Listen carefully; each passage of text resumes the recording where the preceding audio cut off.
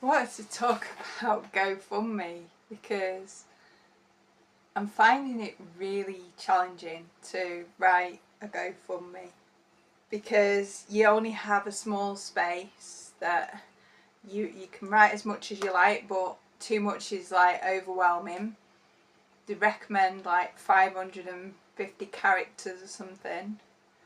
And then how do you fit your whole truth, like your whole story, and all you've done and all you want to do, your entire vision, into that little space without giving people so much that they can sink their teeth into so they can really taste it.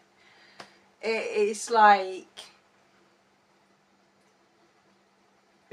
selling you your idea of the vision and not getting you on board with mine or something. I don't know.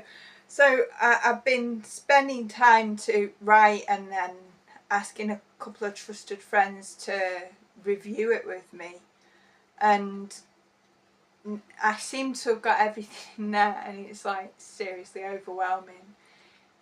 It's also quite a challenge to sit with, like, when you add everything up. I've not added up everything that's been spent on it so far, but to add up all the things that you want to achieve for the bigger vision, it's like, wow, when you put those figures there and you think that's where I'm aiming for, and it doesn't matter that I'm not there right now, because I'm right where I need to be right now to learn, to grow, to develop slowly, to learn about things as I'm growing. And already in less than 2 years, a few months off 2 years, despite all that life's thrown at me with the cancer diagnosis, and like you can possibly see my face, I've got an abscess at the moment because I'm a bit run down, all pores getting hit by a car, and like these things you don't know these things are going to happen, do you? You always try and keep a bit of money aside, well I do, for a rainy day, but then that money's not there anymore, or there's a whole lot less than when you started. And in the initial phase of I'm doing this, I'm going to save up, and when I get there I'm going to do this, this and this,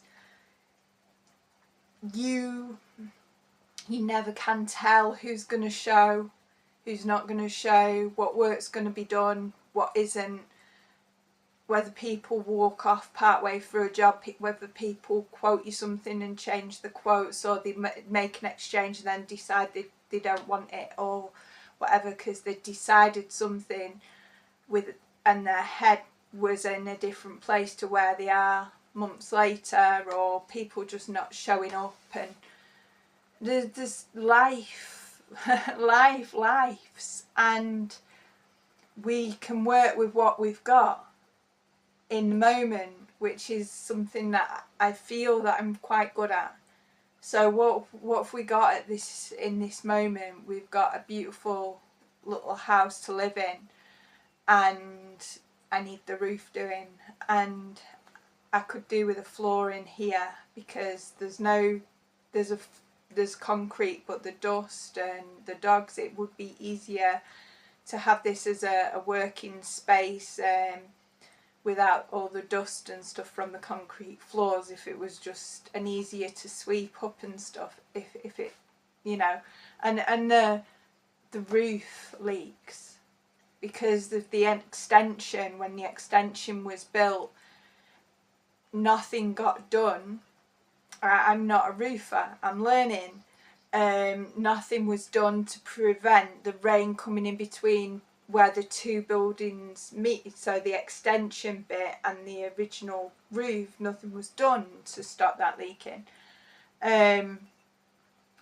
It's all learning, it's all growth. But getting the toilet sorted and getting it all pulled down, and this is how much it'll be, and this is what you need, and it'll just take this time, and we'll just get that done. Brilliant. So getting those bits and pieces together, getting all the bricks there, getting the sand and cement, the weather meant that the sand and cement and stuff they used more.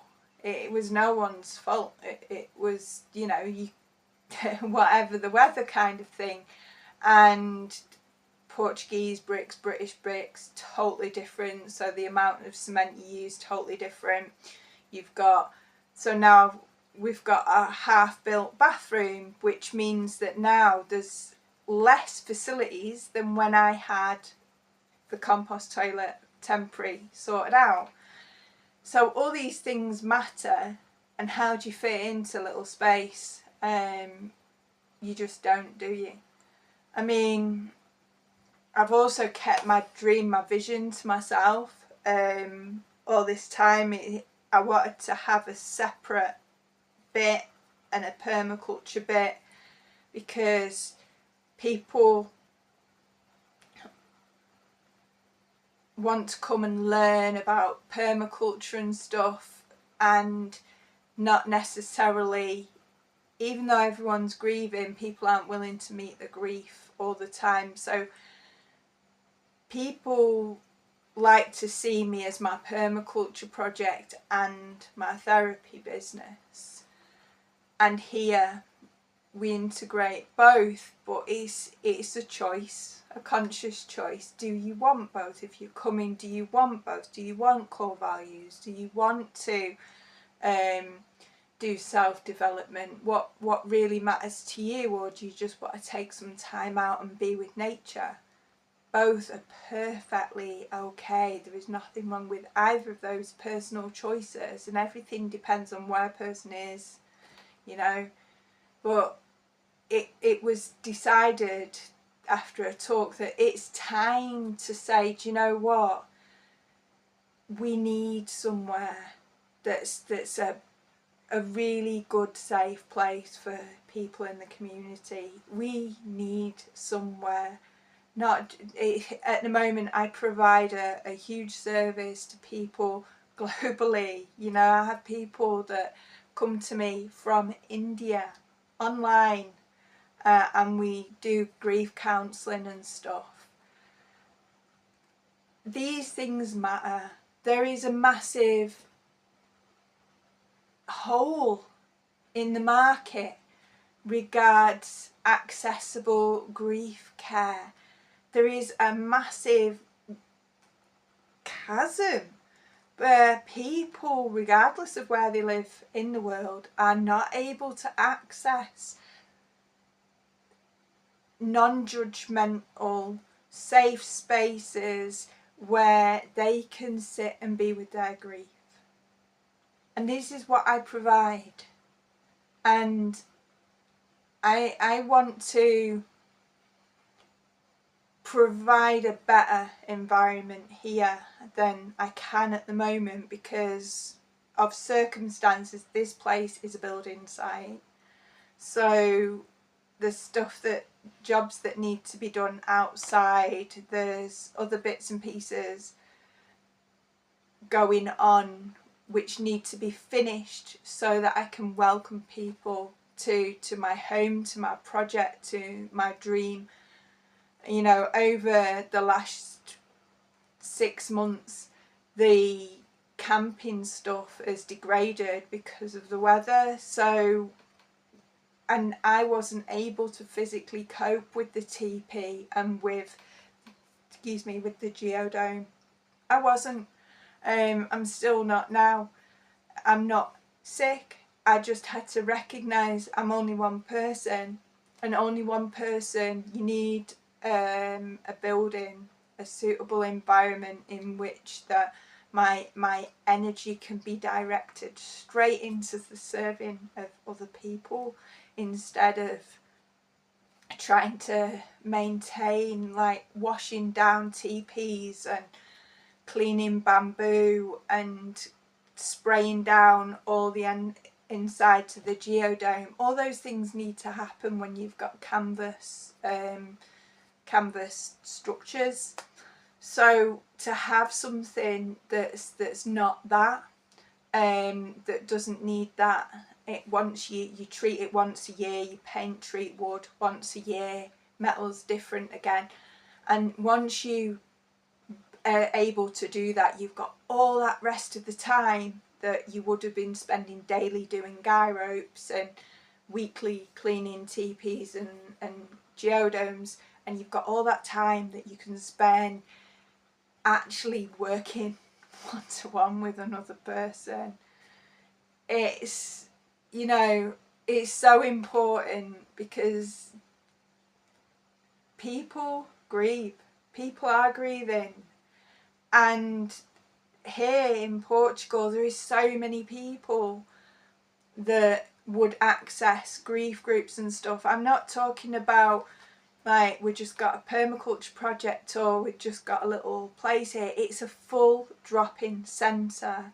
It's a place that will be the only one in Portugal, the only place where you can come to and where you can stay and where you can actually just be one-to-one with your grief, or one-to-one with me and your grief, or you've also got the opportunity to do group work and things. Everything is an act of service. Everything is an act of love. So to try and create this GoFundMe, I just don't know. I know why it matters to me, because the world needs this, and this is something that I live. You know, it probably sounds a bit like morbid about living, but I live a really happy life. I live a blessed life of abundance. I have so much here that it's here to be shared. You know, the space is here to be shared. That I want to create a long-term project as well, something that when I die it can continue in the service of community, and to do that I need a community in which to share it with, you know. And although that's building, there is no one as yet that's going to be able to have their names on any of that paperwork other than my daughter. And yet this should be a non-profit, not-for-profit business or NGO, whatever it's called. So that then pays for its overheads and it pays to keep itself alive. It's a living organism. It's created where lots and lots of things coming together to benefit the rest. You know, here is so peaceful, so quiet. Here people can just drop in.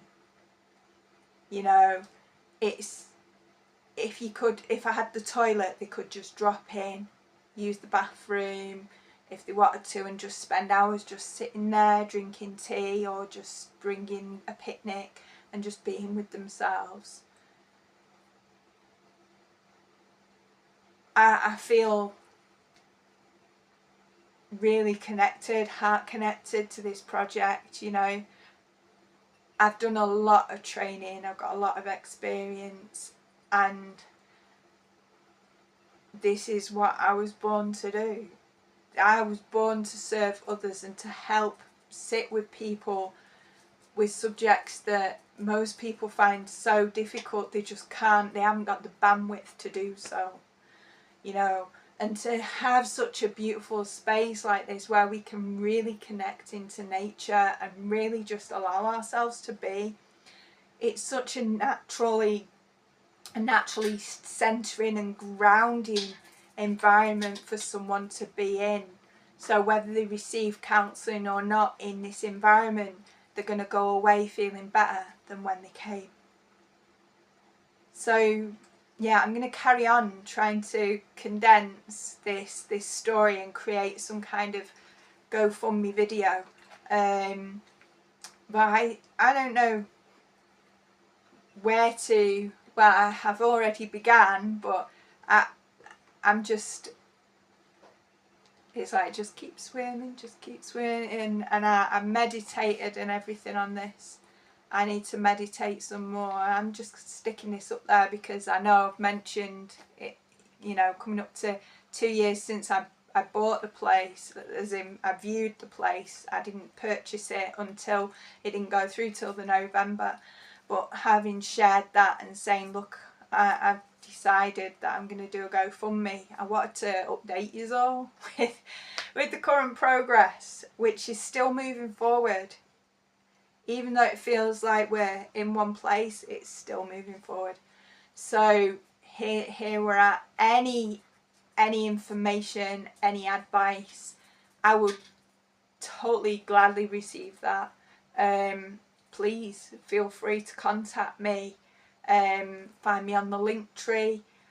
Find me on Facebook. Just tap Creative Rootz Portugal into Google, and there I'll be. Alright.